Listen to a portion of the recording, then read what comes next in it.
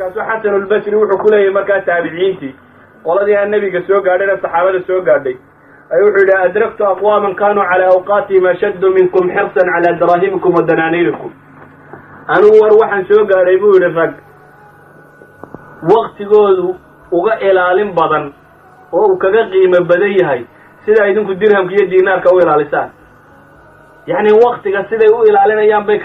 ayay ka jacayl badnaayeen idinku saa lacagta u ilaalisaan yani waxaa la yaqaana qofku dee lacagtiisa kolley waa u feejigiyo wuxuu siiyaa yani maskaxdiisa qayb badan si uu ilaashan lahaa nimankaasi waktigay siin jireen buu yidhi qaybta badan siday u ilaalin lahaayeen cumar bin alkhataab baa waxaa laga wariyaa inuu isna lahaa inii akrah